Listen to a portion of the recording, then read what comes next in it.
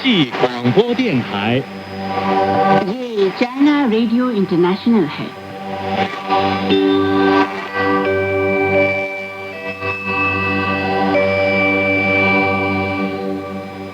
नमस्कार, ये China radio international है।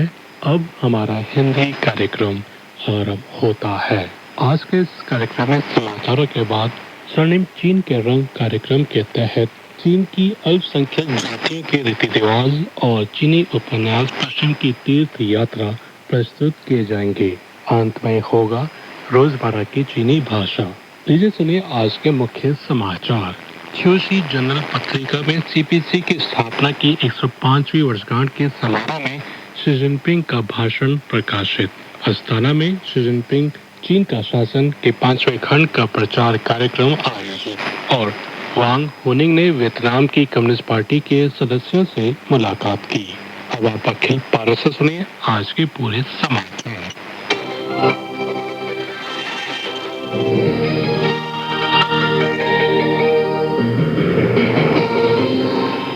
चीनी कम्युनिस्ट पार्टी केंद्रीय समिति की मुख्य पत्रिका च्यूशी जनरल का 14वां अंक 16 जुलाई को प्रकाशित होने जा रहा है।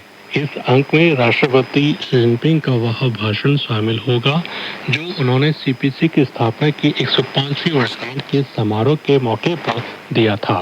इस लेख में इस बात पर जोर दिया गया है कि पिछले 105 वर्षों में हमारी पार्टी ने देश के सभी जातीय समूहों के लोगों को एकजुट किया और उनका नेतृत्व करते हुए लगातार संघर्ष किया। इस दौरान नए लोकतांत्रिक आंदोलन, समाजवादी क्रांति और निर्माण, सुधार और खुलापन, समाजवादी आधुनिकीकरण और नए युग में चीनी विशेषताओं वाले समाजवाद जैसी महान उपलब्धियां हासिल की गई, जिन्होंने चीन के हजारों साल पुराने इतिहास में एक नया गौरवशाली अध्याय लिखा है। इन 105 वर्षों के निरंतर संघर्ष ने चीनी जनता के भविष्य और तकदीर को पूरी तरह से बदल दिया है। साथ ही इसने चीनी राष्ट्र के महान पुनरुत्थान का सही रास्ता दिखाया है, मार्क्सवाद की असली ताकत को साबित किया है, वैश्विक इतिहास की दिशा को गहराई से प्रभावित किया है और एक मजबूत चीनी कम्युनिस्ट पार्टी का निर्माण किया है। 15 जुलाई को कजाकिस्तान की राजधानी अस्ताना में पुस्तक शी जिनपिंग चीन का शासन के 5वें खंड का प्रचार कार्यक्रम आयोजित किया गया। कार्यक्रम में मौजूद अतिथियों ने इस बात पर सहमति जताई कि इस किताब का 5वां खंड नए युग में चीनी विशेषताओं वाले समाजवाद पर शी जिनपिंग के विचारों को बहुत ही व्यवस्थित ढंग से पेश करता है। साथ ही यह किताब अंतर्राष्ट्रीय समुदाय को चीनी शैली के आधुनिकीकरण और आज के चीन को गहराई से समझने के लिए एक भरोसेमंद माध्यम भी देती है। अतिथियों ने कहा कि चीन और कजाकिस्तान आधुनिकीकरण के रास्ते पर एक साथ चलने वाले साथी हैं। राष्ट्रपति शी जिनपिंग के अहम कार्यों पर आधारित दोनों देशों के बीच शासन से जुड़े अनुभवों का यह साझाकरण एक साझा भविष्य वाले चीन कजाकिस्तान समुदाय के निर्माण को बढ़ावा देने के लिए बहुत जरूरी है। चीनी कम्युनिस्ट पार्टी की केंद्रीय समिति के पॉलिट ब्यूरो की स्थायी समिति के सदस्य और जन राजनीतिक सलाहकार सम्मेलन यानी CPPCC के अध्यक्ष वांग हुनिंग ने 14 जुलाई को पेचिंग में वियतनाम की कम्युनिस्ट पार्टी के पॉलिट ब्यूरो के सदस्य और केंद्रीय गृह मंत्री ल मिंत्री के नेतृत्व वाले प्रतिनिधिमंडल के सदस्यों से मुलाकात की। इस मौके पर वांग हुनिंग ने कहा कि सीपीसी की केंद्रीय समिति के महासचिव शी जिनपिंग और वियतनाम की कम्युनिस्ट पार्टी के महासचिव तो लाम के साथ घनिष्ठ रणनीतिक संपर्क कायम है। चीन वियतनाम के साथ सर्वोच्च नेताओं की अहम सहमतियों का कार्यान्वयन कर चीन वियतनाम साझे भविष्य वाला समुदाय का निर्माण बढ़ाना चाहता है। वहीं ल मिंत्रे ने सीपीसी की स्थापना की 105वीं वर्षगांठ की बधाई दी और कहा कि वियतनाम महासचिव शी जिनपिंग द्वारा प्रस्तुत सिलसिलेवार वैश्विक पहलों और दिखाए गए नेतृत्व की प्रशंसा करता है। वियतनाम सर्वोच्च नेताओं के बीच संपन्न सहमति का कार्यान्वयन करने के साथ चीनी विशेषता वाले समाजवाद के सिद्धांत का सहारा लेना चाहता है ताकि एक साथ चीन वियतनाम साझा भविष्य वाले समुदाय का निर्माण बढ़ सके। चीनी राज्य परिषद के प्रेस कार्यालय ने 15 जुलाई की सुबह एक प्रेस कॉन्फ्रेंस आयोजित की। इस मौके पर चीन के राष्ट्रीय सांख्यिकी ब्यूरो ने इस साल की पहली छमाही के आर्थिक आंकड़े जारी किए। आंकड़ों से पता चलता है कि इस साल की पहली छमाही में चीन की अर्थव्यवस्था ने दबाव का सामना किया और उचित सीमा के भीतर काम किया, जिसमें उत्पादन और आपूर्ति में अपेक्षाकृत तीव्र वृद्धि, आमतौर पर स्थिर रोजगार स्थिति, कीमतों में मामूली वृद्धि, विदेशी व्यापार में अच्छी वृद्धि की गति, नए विकास चालकों की तीव्र वृद्धि, लोगों की आजीविका की मजबूत और प्रभावी सुरक्षा और विकास संबंधी लचीलेपन का सतत प्रदर्शन शामिल है। प्रारंभिक गणनाओं के अनुसार इस साल की पहली छमाही में चीन का सकल घरेलू उत्पाद 695.704 खरब युआन है, जो स्थिर कीमतों पर पिछले साल की इसी अवधि की तुलना में 4.7% की वृद्धि दर्शाता है। 14 जुलाई को चीन के यूनान प्रांत की राजधानी कुनमिंग शहर में चीन दक्षिण एशिया और दक्षिण पूर्व एशिया मीडिया गोलमेज सम्मेलन का आयोजन किया गया। इस सम्मेलन की मेजबानी ऑल चाइना जर्नलिस्ट एसोसिएशन ने की और इसका आयोजन यूनान प्रांतीय दक्षिण एशिया और दक्षिण पूर्व एशिया क्षेत्रीय अंतर्राष्ट्रीय संचार केंद्र द्वारा किया गया। चीन और Cambodia, Bharat, Indonesia, Laos, Malaysia, Myanmar, Pakistan, Thailand और वियतनाम सहित 10 देशों के 40 से अधिक मीडिया प्रतिनिधि, पत्रकार और विशेषज्ञ कृत्रिम बुद्धिमत्ता के युग में एशियाई वृत्तांत और मीडिया सहयोग विषय पर चर्चा करने के लिए एकत्रित हुए।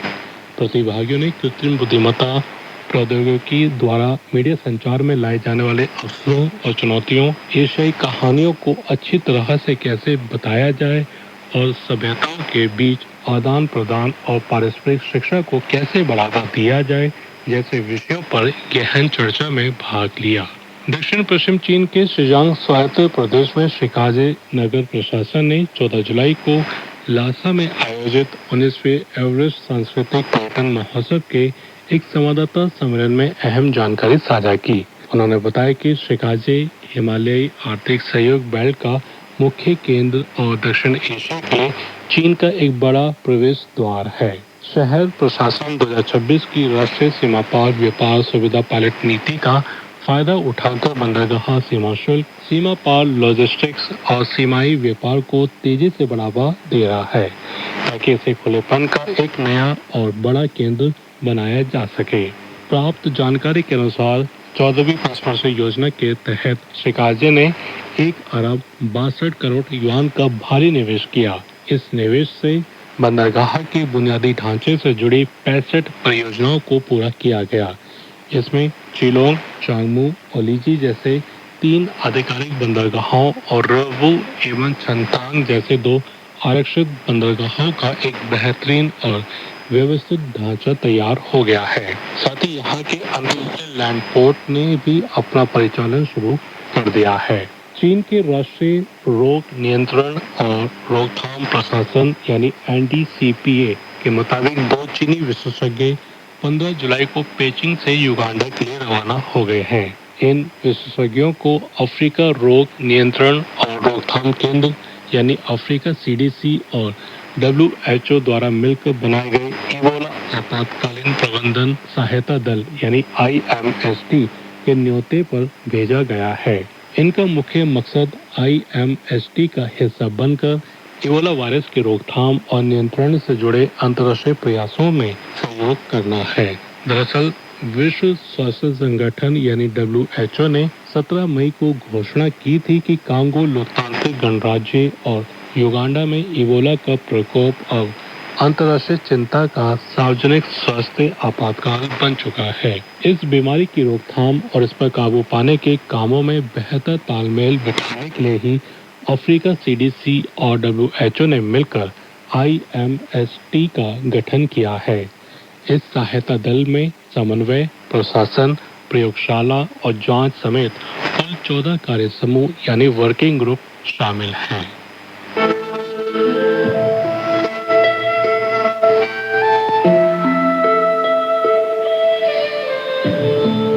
चीन की संस्कृति, सभ्यता और जानकारी, चीन का इतिहास, रीति रिवाज और विदेशी आदान प्रदान, सब कुछ यहाँ मिलता है। आइए चलते हैं चीन के सफर पर और शुरू करते हैं हमारा खास कार्यक्रम स्वर्णिम चीन के रंग।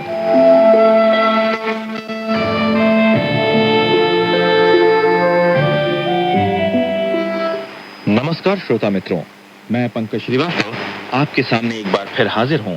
मित्रों, इन दिनों हम आपको चीन के अल्पसंख्यक जातियों के रीति रिवाजों के बारे में आपको जानकारी दे रहे हैं।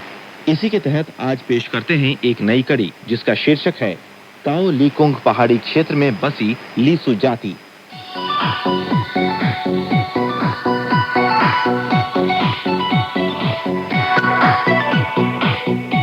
लीसु जाति मुख्य रूप से यूनान प्रांत के उत्तर पश्चिम में नूचियांग लीसु जातीय स्वायत्त प्रीफेक्चर में बसी हुई है।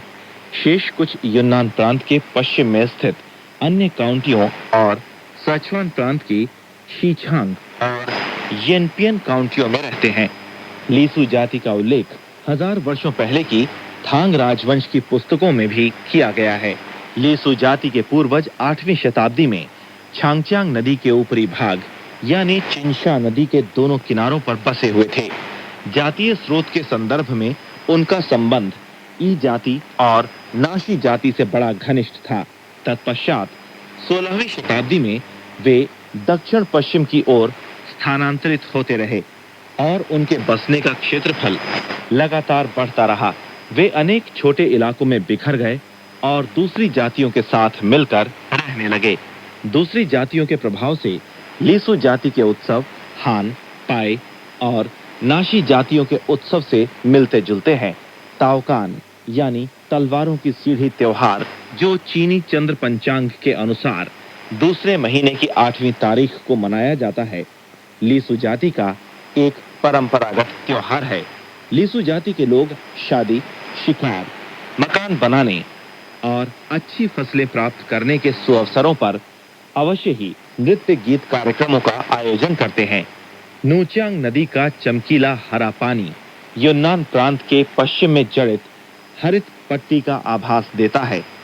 बर्फीला पीलवो पर्वत और काओ लीकुंग पर्वत समुद्र की सतह से, जिनकी ऊंचाई क्रमशः 4000 मीटर और 5000 मीटर है, दो ऊंचे ऊंचे पर्दों की तरह नूचियांग नदी के दोनों किनारों पर आमने सामने स्थित हैं, जिससे दक्षिण पश्चिम चीन की मशहूर बड़ी नदी घाटी बन गई है। नदी की मचलती बल खाती लहरें और ऊंची सीधी चट्टानों का भूदृश्य अत्यंत मनोहर लगता है। इसी मनोरम स्थान पर लीसु जाति निवास करती है। पीढ़ी दर पीढ़ी से प्रचलित मौखिक कहानी के अनुसार लीसु जाति के पूर्वज लांछांग नदी के पूर्व में चिंशा नदी के दोनों किनारों पर रहते थे। प्राचीन काल में ई और लीसु जातियां एक ही जाति मानी जाती थीं, पर लंबे अरसे में ऐतिहासिक परिवर्तनों के साथ साथ वे धीरे धीरे दो कबीलों में विभक्त हो गईं और पृथक जातियों के नाम से जानी जाने लगीं।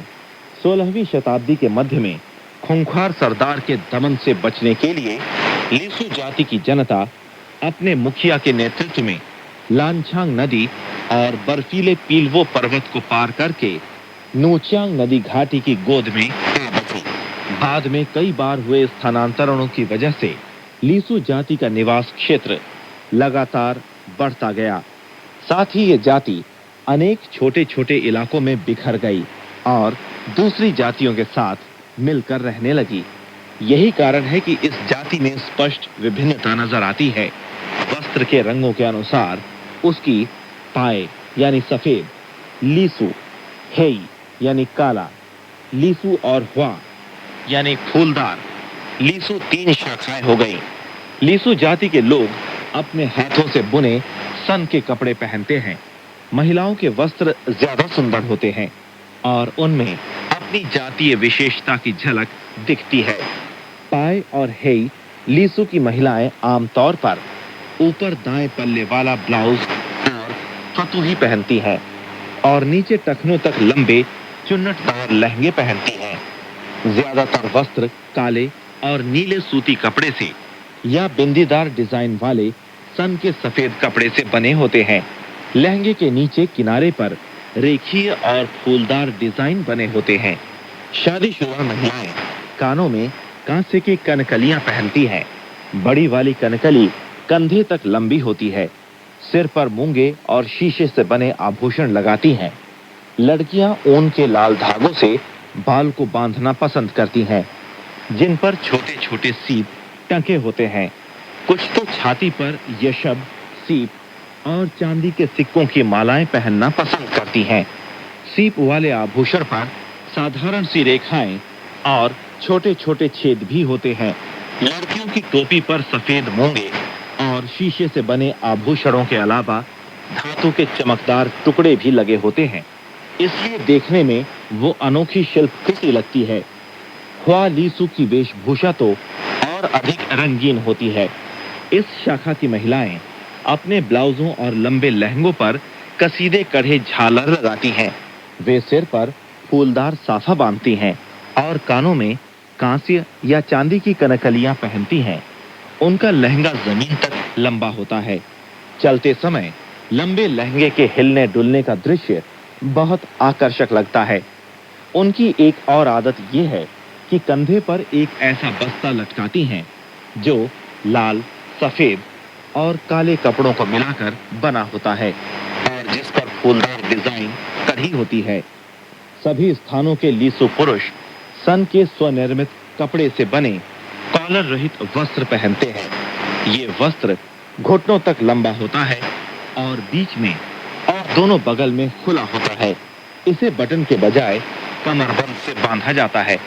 पहनते समय पहले वस्त्र के पल्लों को जोर से खींचा जाता है और फिर वस्त्र के निचले आंचल को कमर पर बांधा जाता है, जिससे ये धनुषाकार बन जाता है। वस्त्र के पिछले हिस्से पर कोई सजावट नहीं होती है। कुछ पुरुष छोटा वस्त्र भी पहनते हैं, जो दोनों बगल में खुला हुआ एक तरह का जैकेट है और नीचे लंबा पतलून पहनते हैं। पुरुष अपने सिर पर लाल और सफेद अथवा काला और श्वेत दो रंग वाली पगड़ी लपेटते हैं। प्रौढ़ पुरुष कमर की बाईं तरफ एक चाकू और दाईं तरफ एक ऐसा तरकश लटकाते हैं जो भालू या बंदर के चमड़े से बनाया जाता है और पीठ पर धनुष लटकाते हैं। ये चीजें उनके लिए सजावट ही नहीं, औजार और हथियार भी हैं।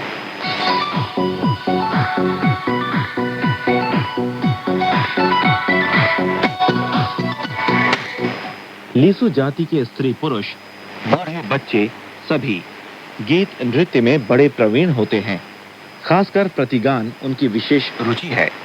नव वर्ष और त्योहारों के अवसर पर गायक अनवरत कई दिनों तक गाते रहते हैं। कुछ जगहों पर नव वर्ष के मौके पर पूरे परिवार के लोग खाद्य पदार्थ और रसोई के साधन साथ लिए गर्म चश्मे के किनारे जाते हैं, जहां गर्म चश्मा गीतों की प्रतियोगिता आयोजित होती है। इस अवसर पर चश्मे के किनारे अनगिनत तंबू लगाए जाते हैं। लोगों की भीड़ उमड़ी रहती है और अपनी योग्यता दिखाने के लिए अलग-अलग जगहों के प्रसिद्ध गायकों का यहाँ मिलन होता है। प्रतियोगिता में जो गायक गाना गाते हैं, वे सब आशु गीतकार होते हैं। एक दल हारता है तो दूसरा दल आता है। रात को भी गीत की सुरीली आवाज अलाव के आसपास गूंजती रहती है। ये गीत प्रतियोगिता लगातार कई दिनों तक चलती है। लीसू जाति का गीत सिर्फ गीत प्रतियोगिता में ही नहीं, रोजमर्रा के जीवन, श्रम और शादी मृत्यु के मौकों पर भी सुनाई देता है। यहाँ तक कि अभियोग लगाने, मुकदमा चलाने और झगड़ा सुलझाने के मौकों पर भी गीतों का प्रयोग किया जाता है। लीसू जाति के लोकगीत अत्यंत सीधे साधे और मर्मस्पर्शी होते हैं। इन गीतों के 6 प्रकार हैं: प्राचीन गीत, प्रेम गीत, प्रतियोगिता गीत, यज्ञ गीत, अंत्येष्टि गीत और गुणगान गीत। गीतों की विषय वस्तु के अनुसार इनके 10 प्रकार हैं: उत्पादन गीत, शादी से कतरा कर निकलने का गीत, शिकार गीत, मकान निर्माण गीत, फसल कटाई गीत, चरवाहा गीत और मुकदमा गीत आदि। आल्हा और आशु लोक गीत सर्वाधिक गाए जाते हैं। लीसू जाति की जनता ने प्रकृति से लंबे संघर्ष के दौरान अपने मेहनती और प्रेममय जीवन में जिन गीत नृत्यों का सृजन किया है, उनसे उनकी जाति के जीवन का विशिष्ट गहरा रंग प्रतिबिंबित होता है। तीरंदाजी प्रतियोगिता लीसू जाति के नव वर्ष और त्योहारों का एक महत्वपूर्ण कार्यक्रम है। नृत्य गीत कार्यक्रम के समय जवान पुरुष अपना धनुष बाण निकालकर 100 कदम की दूरी पर स्थित लक्ष्य को बेधने की प्रतियोगिता करते हैं। लीसू जाति के पुरुषों के लिए धनुष बाण एक आवश्यक चीज मानी जाती है। ये प्रायः हर परिवार में होता है और सभी पुरुष इसे चलाने में दक्ष होते हैं। धनुष जंगली शहतूत या अन्य सख्त लकड़ियों से बनाया जाता है। धनुष की डोर बैल की नस से बनाई जाती है। आमतौर पर युवकों के धनुष को चलाने में अधिक शक्ति लगती है, इसलिए इसे शक्तिशाली धनुष बाण कहा जाता है। बाण बांस या किसी कठोर लकड़ी से बनाया जाता है। शिकार खेलने के लिए लीसू जाति के लोग अक्सर बाण की नोक पर किसी जहरीली वनस्पति का रस लगाते हैं। लीसू जाति का विशेष रोमांचकारी खेल तलवारों की सीढ़ी पर चढ़ना है। हर वर्ष चीनी चंद्र पंचांग के अनुसार दूसरे महीने की 8वीं तारीख को लीसू जाति की जनता अपना परंपरागत त्योहार ताओकान त्योहार मनाती है। इस त्योहार के बारे में एक लोक कथा भी प्रचलित है।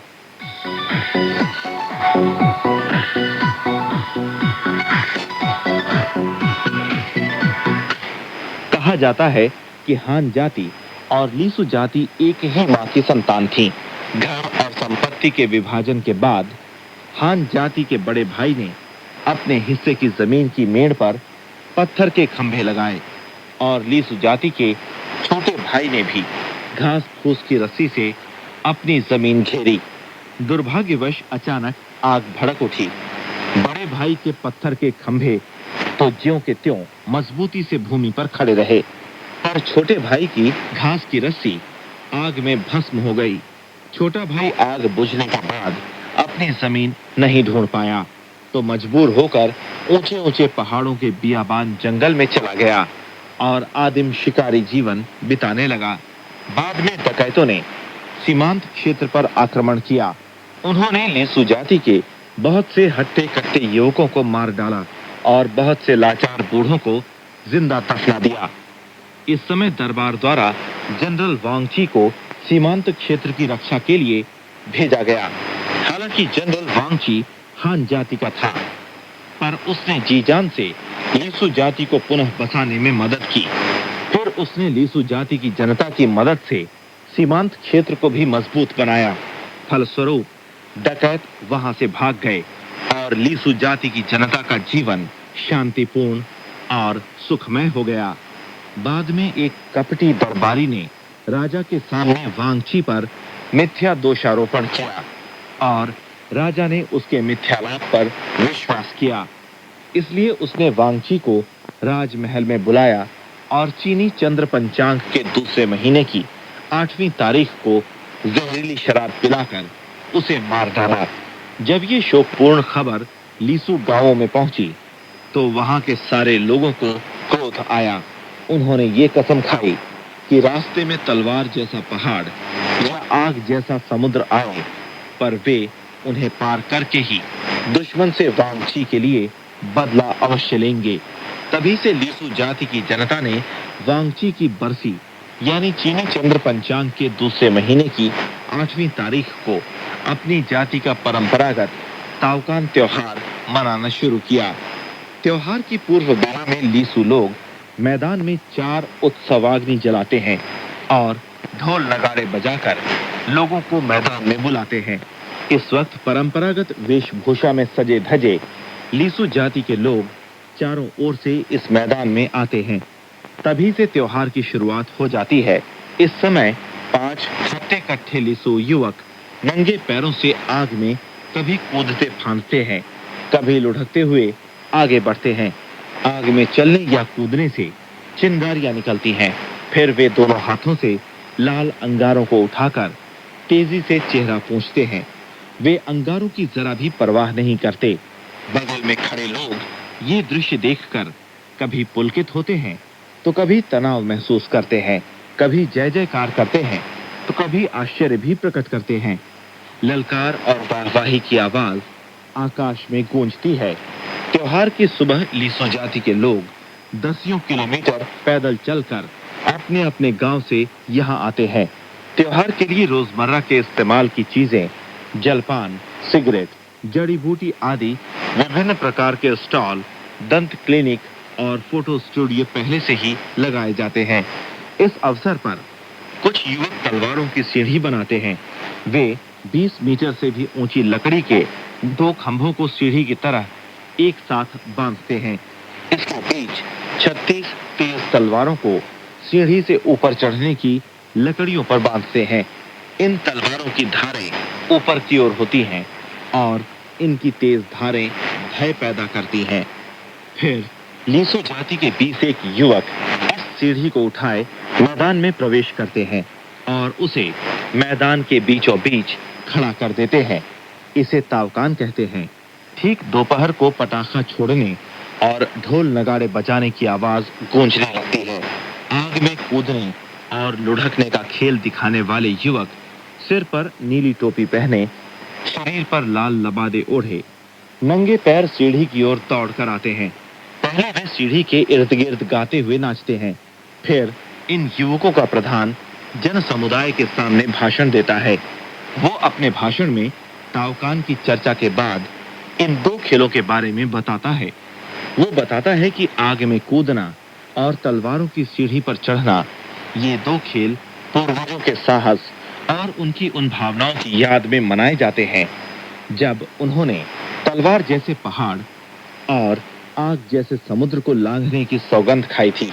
भाषण देने के बाद प्रधान युवक सबसे पहले दौड़ते हुए खड़ी सीढ़ी पर चढ़ता है। वो उसी तरह तलवारों की सीढ़ी पर चढ़ता है मानो वो किसी साधारण सीढ़ी पर चढ़ रहा हो। वो अपने हाथों से तलवार की धार को पकड़ते हुए और तलवारों की धार पर अपने पैर रखते हुए ऊपर चढ़ता है। मैदान में सन्नाटा छा जाता है। सब लोग सांस रोके इस रोमांचकारी खेल को देखते हैं। जब वो युवक ऊपर पहुंच जाता है तब उनकी सांस लौटती है। इस समय वो युवक कमर से पटाखे निकालकर छोड़ता है। इसके बाद युवक 20 मीटर ऊंची सीढ़ी के शीर्ष पर हाथों के बल उल्टा खड़ा होता है। इस रोमांचकारी कार्यक्रम की प्रशंसा में हर्ष के साथ तालियां बजाने की आवाजें चारों ओर गूंजती रहती हैं। प्रधान युवक के खंभे से नीचे उतरने के बाद अन्य युवक भी एक के बाद एक ऊपर चढ़ते हैं। वे भी अपने प्रधान की तरह हाथों से तलवारों की धार पकड़ते हुए और पैरों से तलवारों की धारों को कुचलते हुए ऊपर चढ़ते हैं। इन युवकों की शक्ति, बुद्धिमानी और हिम्मत देखकर दर्शक अवाक रह जाते हैं। अनायास वे तालियां बजाते और वाहवाही देने लगते हैं। इस कार्यक्रम के बाद वे एक दूसरे के हाथों में हाथ डाले समूह नृत्य करते और गाते हैं।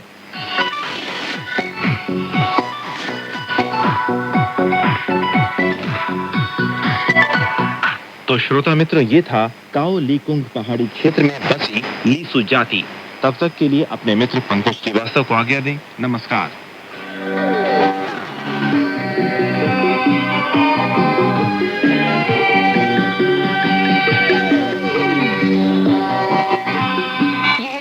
रेडियो इंटरनेशनल है। अब शुरू होता है पश्चिम की तीर्थ यात्रा महासागर का समय।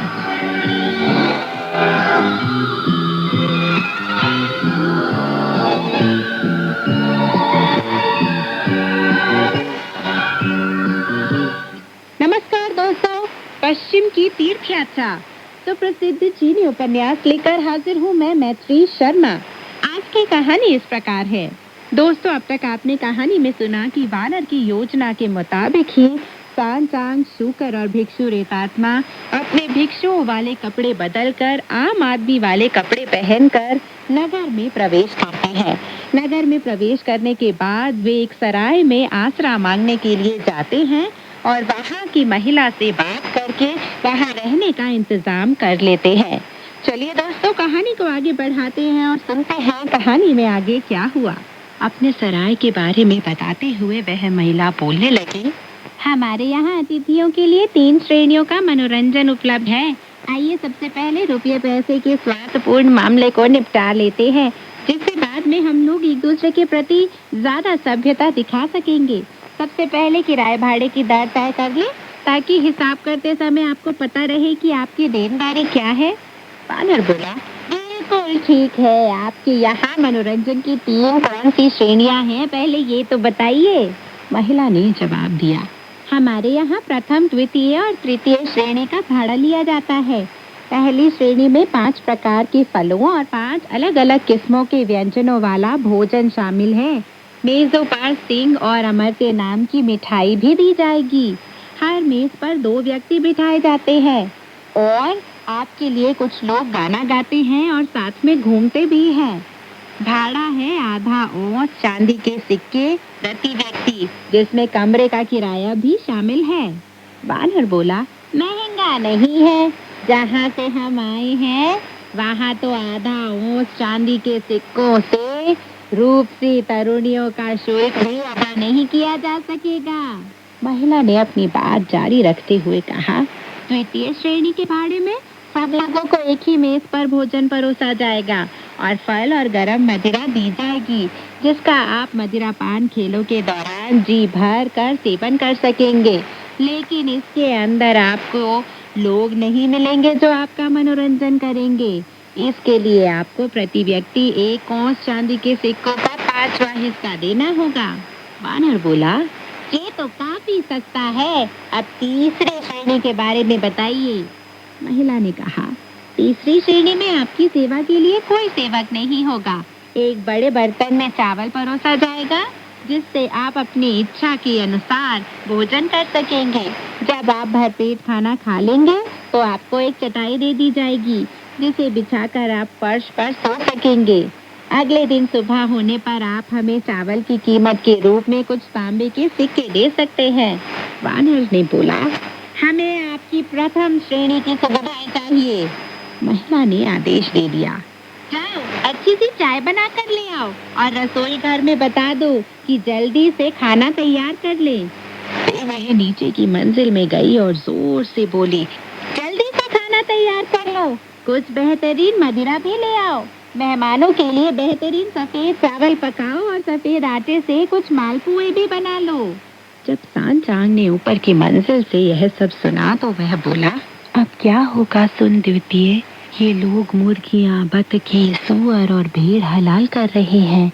अगर इन सब चीजों को परोसा गया तो हम लोग कुछ भी नहीं खा पाएंगे, क्योंकि हम सब शाकाहारी हैं। वानर बोला और दरवाजे पर जाकर उसने पांव पटकते हुए पुकारा, मुझे एक तरकीब सोच रही है। श्रीमती चाव, कृपया ऊपर आइए। उस महिला ने पूछा, क्या हुआ, कोई दिक्कत है क्या महोदय? वानर ने जवाब दिया, आप लोग आज किसी भी जीवित प्राणी को हलाल ना कीजिए। आज हम शाकाहारी भोजन करेंगे। महिला ने आश्चर्यचकित होकर पूछा, क्या आप सब स्थायी रूप से शाकाहारी हैं या केवल इस महीने शाकाहारी है? वानर ने जवाब दिया, दोनों ही है। हम लोग आज के लिए शाकाहारी हैं। आज कुछ शाकाहारी भोजन तैयार करा दीजिए। हाँ, पैसे की चिंता बिल्कुल मत कीजिएगा। हम प्रथम श्रेणी का शुल्क ही देंगे आपको। यह सुनकर महिला और भी ज्यादा खुश हो गई। सीढ़ियों से नीचे उतरते हुए वह जोर से बोली, किसी को हलाल न करो, आज किसी को हलाल न करो। कुछ हरी सब्जियां ले आओ, सेवइयों का सूप बना दो, भाप में रोटियां पका लो, फिर सफेद चावल उबाल लो और कुछ खुशबूदार चाय भी बना दो। सराय के रसोइये खाना पकाने में माहिर थे, क्योंकि उन्हें हर रोज तरह तरह के पकवान बनाने पड़ते थे। चुटकियों में पूरा खाना तैयार हो गया और ऊपर की मंजिल में परोस दिया गया। सिंह और अमरत्य नाम की मिठाई भी उन चारों यात्रियों के लिए पहले से ही बनाकर तैयार रखे गए थे, जिससे वे उन्हें मनचाही मात्रा में खा सके। जब सवाल पूछा गया, क्या आप कुछ हल्की मदिरा लेंगे, तो वानर ने जवाब दिया, बड़े भाई थान कुछ नहीं लेंगे और बाकी के लोग 2-4 प्याली मदिरा ले लेंगे। विधवा महिला गर्मा गर्म मदिरा का एक पात्र उठा लाई। जब उन तीनों के लिए मदिरा उड़ेली जा चुकी तो उन्होंने अचानक लकड़ी के तख्तों पर होने वाली खटपट की आवाज सुनी। वानर ने पूछा, क्या नीचे की मंजिल में कोई फर्नीचर गिर गया है श्रीमती जी? महिला ने जवाब दिया, नहीं, यह मेरे गांव के नौकरों की आवाज है जो बटाई का चावल लेकर रात को देर से आए हैं। वे लोग नीचे सो जाएंगे। जब आप लोग पधारे तो हमारे कर्मचारी कुछ कम थे, इसलिए मैंने उन लोगों से कहा कि वे पालकियों के साथ गणिकागृह जाकर कुछ लोगों को आपके मनोरंजन के लिए ले आएं। शायद उनकी पालकी के डंडे फर्श के तख्तों से टकरा गए हैं। वानर ने कहा, आप उनका जिक्र पहले भी कर चुकी हैं, लेकिन लोगों को आज ना बुलवाएं। आज हमारा उपवास का दिन है। इसके अलावा हमारे बाकी भाई भी अभी नहीं आए हैं। कल वे जरूर आ जाएंगे। तब आप कुछ लोगों को यहाँ बुलाकर अपनी शानदार सराय में अपना मनोरंजन करना और फिर अपने घोड़े बेचकर यहाँ से हम लोग चले जाएंगे। महिला ने कहा, कितने अच्छे हैं आप लोग। इस तरह आप लोगों की दोस्ती भी बनी रहेगी और आपकी ऊर्जा भी बनी रहेगी। तब उसने आदेश दिया कि पालकियों को अंदर वापस रख दिया जाए, क्योंकि उस दिन लोगों को लाने की जरूरत नहीं थी। जब उन चारों ने मदिरापान और भोजन कर लिया तो बर्तनों को हटा दिया गया और भोजन भी खत्म हो गया। सांचांग ने वानर के कान में फुसफुसा कर पूछा, हम लोग सोएंगे कहाँ? वानर ने जवाब दिया, ऊपर की मंजिल में। सांचांग ने कहा, यह बड़ा खतरनाक होगा। हम सब इतनी कठिन यात्रा के बाद यहाँ पहुँचे हैं, इसलिए हमें एकदम गहरी नींद आना स्वाभाविक है। अगर सराय का कोई सेवक सफाई के लिए अंदर आ गया और हमारी पगड़ियाँ किसी भी वजह से उतर गईं, तो वह हमारे घुटे सिर देखकर समझ जाएगा कि हम भिक्षु हैं और शोर मचा देगा। यह हमारे लिए तबाही का कारण बन जाएगा। वानर ने बाहर निकलकर जोर से पांव पटकते हुए कहा, तुम ठीक कह रहे हो। महिला ने फिर एक बार सीढ़ियों से ऊपर आकर कहा, सुन महोदय, अब आपका क्या निर्देश है? वानर ने पूछा, हम लोग कहाँ सोएंगे? महिला ने जवाब दिया, ऊपर की मंजिल सोने के लिए सबसे अच्छी जगह है। यहाँ मच्छर बिल्कुल नहीं है और हवा भी खूब चलती है। खिड़कियाँ पूरी खोलकर आप लोग गहरी नींद में सो सकते हैं। वानर बोला, हम ऐसा नहीं कर पाएंगे।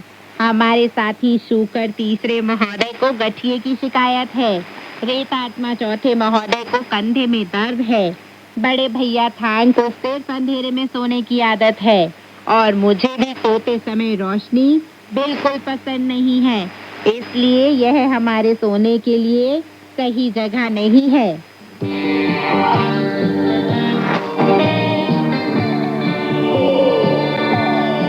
दोस्तों, अब तक आपने कहानी में सुना कि सांचांग और उसके शिष्य एक सराय में पहुंच जाते हैं और वहां रहने का इंतजाम कर लेते हैं।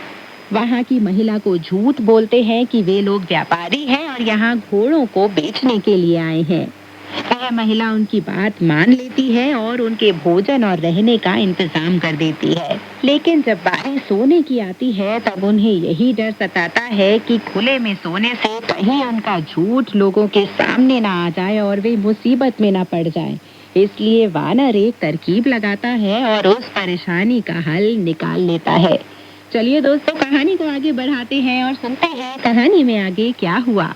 वानर की बात सुनकर महिला परेशानी में आ जाती है कि वह उनके सोने का इंतजाम कहाँ करे। वह अपनी बेटी से बातचीत करते हैं कि कहीं वे ऐसा पैसे कमाने का अच्छा मौका खो न दे।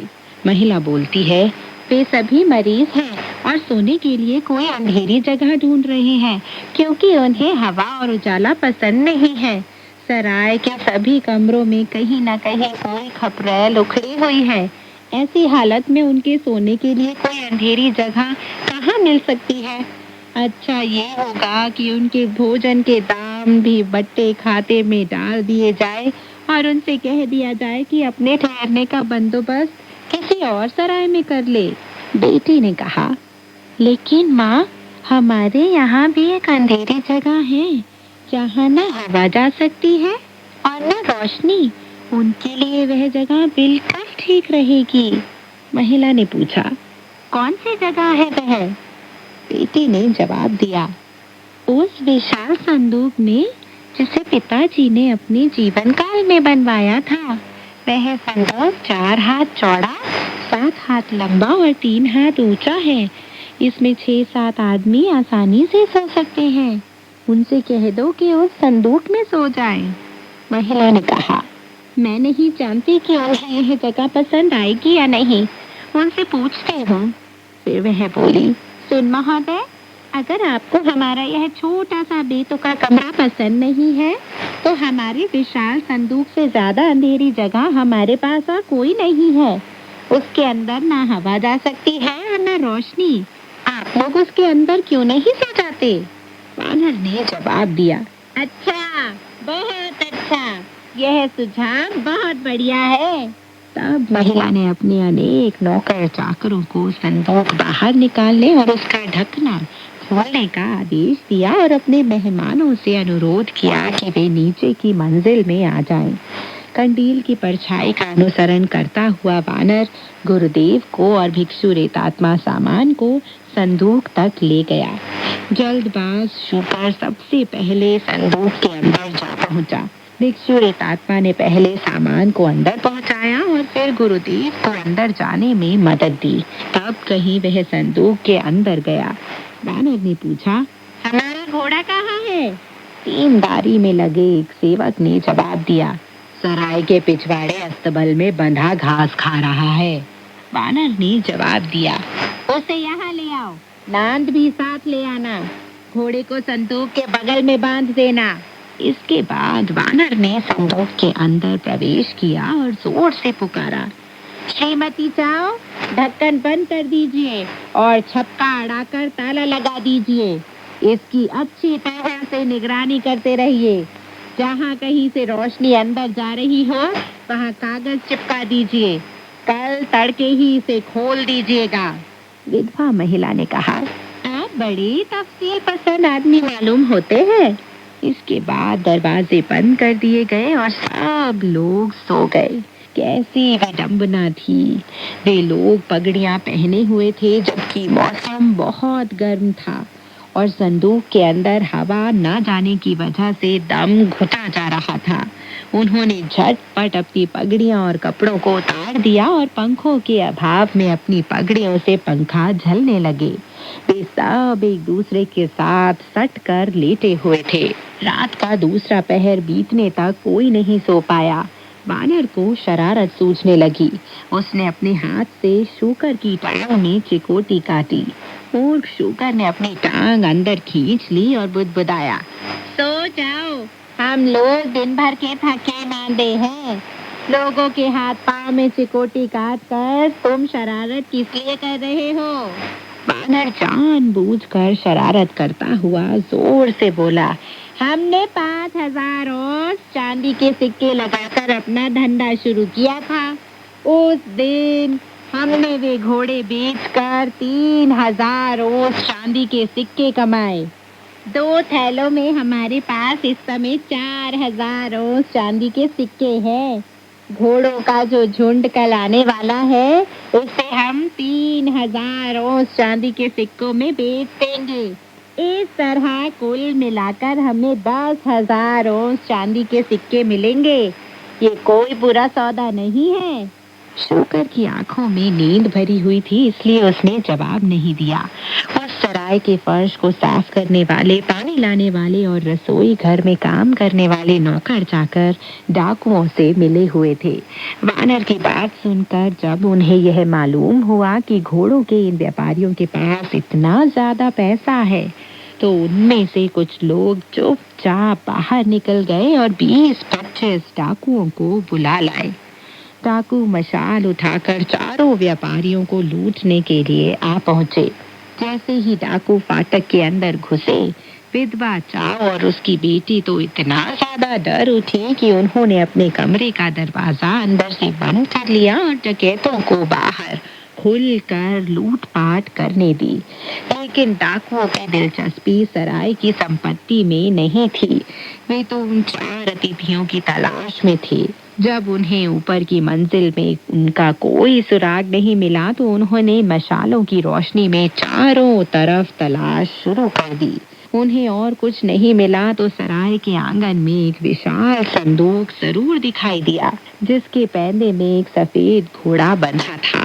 संदूक का ढक्कन बंद था और उस पर ताला लगा हुआ था, जिसे खोलना संभव नहीं था। डाकुओं ने कहा, यात्रा करने वाले सभी व्यापारी जानते हैं कि उन्हें क्या करना है। यह संदूक इतना भारी लग रहा है, जरूर इसमें बहुत से बटुए, मूल्यवान वस्तुएं और रेशमी वस्त्र भरे होंगे। घोड़ों को चुराने के साथ साथ इस संदूक को भी नगर के बाहर ले जाते हैं, जहां इसे खोलकर सारा माल आपस में बांट लेंगे। सबसे अच्छा तरीका होगा ये। क्यों, क्या ख्याल है? तब डाकुओं ने कहीं से बहुत सारी रस्सियां और बहंगियां खोज निकाली और उन्हें बांधकर संदूक को ऊपर उठा लिया और उसे झुलाते हुए अपने साथ ले गए। नींद खुलने पर शुकर बोला, भैया सो जाओ, हमें क्यों झुला रहे हो झूला? बानर ने जवाब दिया, चुप रहो, हमें कोई झूला नहीं झुला रहा। सांचांग और भिक्षु रेतात्मा की नींद भी अचानक खुल गई। उन्होंने पूछा, हमें उठाकर कौन ले जा रहा है? बानर ने जवाब दिया, चुप रहो, चुपचाप लेटे रहो, हमें उठाकर ले जाने दो। अगर ये लोग हमें उठाकर पश्चिमी स्वर्ग तक ले जाएंगे तो हमें चलने की जरा सी भी तकलीफ नहीं करनी पड़ेगी। लेकिन लूटपाट करने के बाद डाकू पश्चिम की ओर नहीं जा रहे थे, उल्टे नगर के पूरब की तरफ जा रहे थे। उन्होंने नगर दरवाजे पर तैनात सैनिकों को मार डाला और फाटक खोलकर बाहर निकल गए। इससे सड़कों और बाजारों में सनसनी फैल गई। दुकानों की चौकीदारों ने नगर रक्षक सेना के प्रधान, सेनापति और पूर्वी नगर क्षेत्र के आयुक्तों को सूचना दे दी। चूंकि यह इन्हीं दो अधिकारियों के क्षेत्राधिकार में था, इसलिए उन्होंने पैदल, घुड़सवार, तीरंदाज सैनिकों को डाकुओं का पीछा करने का आदेश दे दिया। सैनिक नगर से बाहर निकलकर डाकुओं से लोहा लेने चल पड़े, यह सोचकर कि इतने शक्तिशाली सरकारी सैन्य बल का मुकाबला करना मुश्किल होगा। डाकुओं ने संदूक और सफेद घोड़े को वहीं छोड़ दिया और तितर बितर होकर झाड़ियों में गायब हो गए। सरकारी सैनिक भी एक भी डाकू को पकड़ नहीं पाए। उनके हाथ केवल संदूक और सफेद घोड़ा लगा, जिन्हें साथ लेकर वे अपनी विजय का डंका बजाते हुए लौट गए। प्रधान सेनापति ने दीपक की रोशनी में घोड़े का निरीक्षण किया तो पता चला कि यह जानवर बेहतरीन नस्ल का है।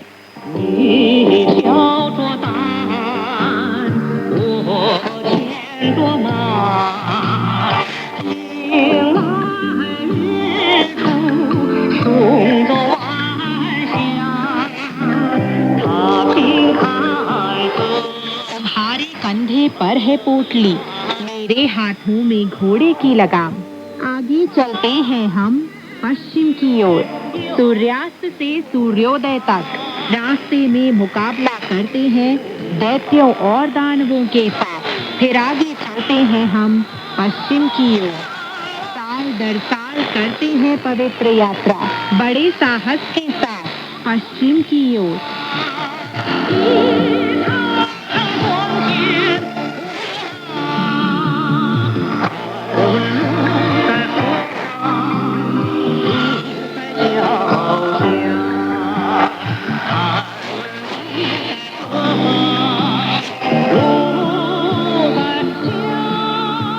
तो दोस्तों, आज की कहानी यहीं तक।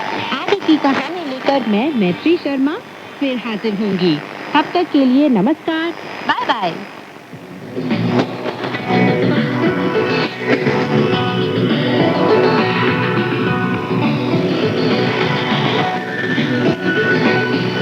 用你的母语学汉语，每日汉语。 भाषा में चीनी सीखें, रोजमर्रा की चीनी भाषा। 用你的母语学汉语，每日汉语。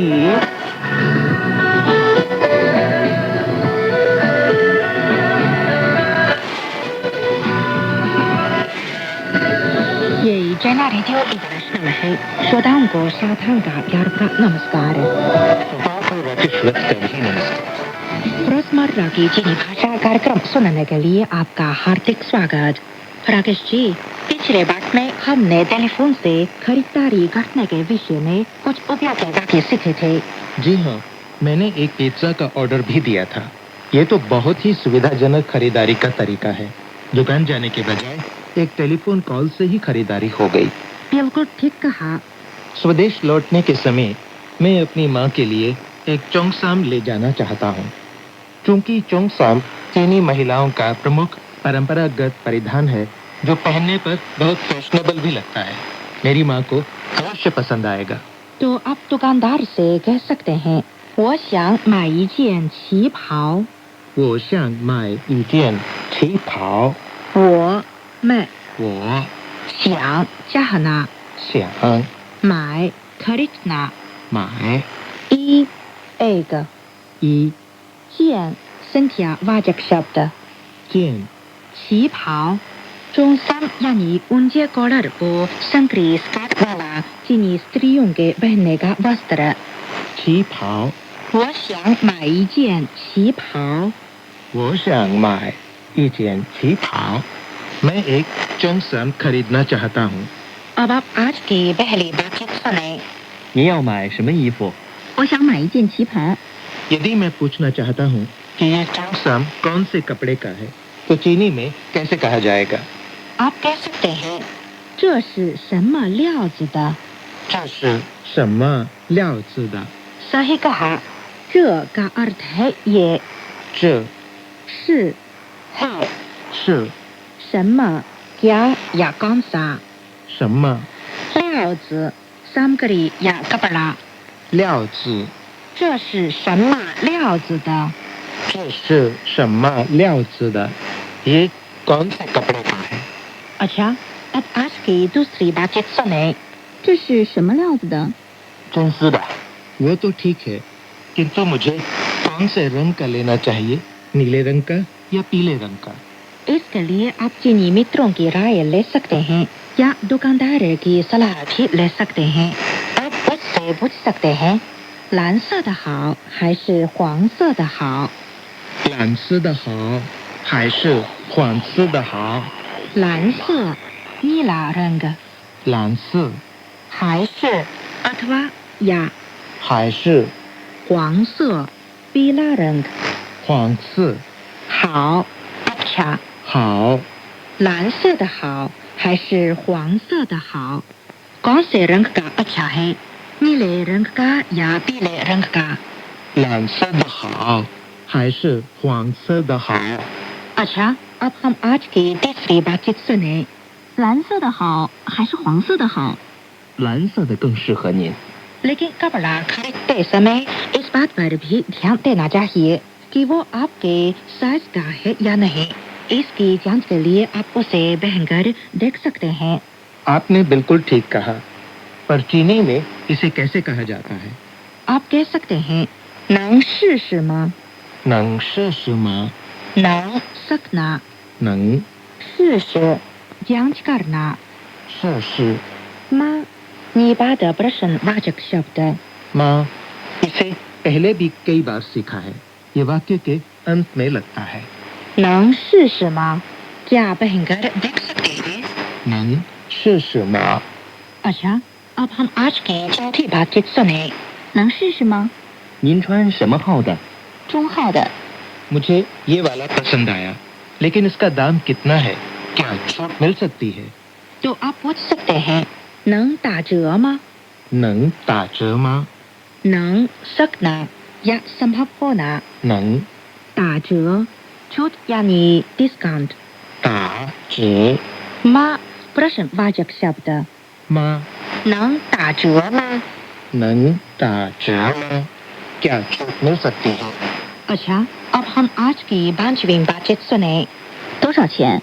980元，太贵了，能打折吗？可以打9折。 अच्छा दोस्तों, अब हम आज की सारी बातचीत एक बार फिर सुने। बातचीत 1, 您要买什么衣服？我想买一件旗袍。 बातचीत 2, 这是什么料子的？真丝的。budget team。蓝色的好还是黄色的好？蓝色的更适合您。 budget jar。能试试吗？您穿什么号的？中号的。budget band。多少钱？ 980元，太贵了，能打折吗？可以打9折。 श्रोता दोस्तों, आज का पाठ यहीं तक। अब हमें आज्ञा दें, फिर मिलेंगे। नमस्कार। नमस्कार।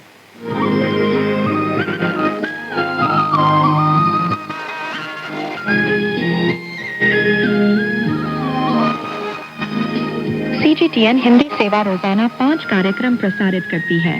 हमारा पहला कार्यक्रम भारतीय समय के अनुसार सुबह 8:30 से 9:30 बजे तक, दूसरा कार्यक्रम संध्या के 6:30 से 7:30 बजे तक, तीसरा कार्यक्रम रात के 8:30 से 9:30 बजे तक, चौथा कार्यक्रम रात के 9:30 से 10:30 बजे तक और पांचवा कार्यक्रम रात के 10:30 से 11:30 बजे तक प्रसारित होता है।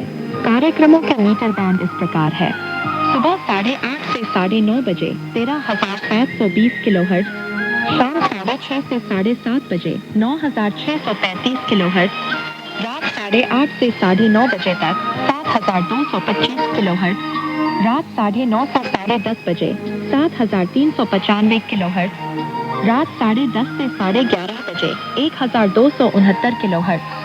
अब इंटरनेट पर CGTN की हिंदी वेबसाइट भी खुली हुई है। इसे देखने के लिए हम आपका हार्दिक स्वागत करते हैं। हमारी वेबसाइट का पता है hindi.cgtn.com।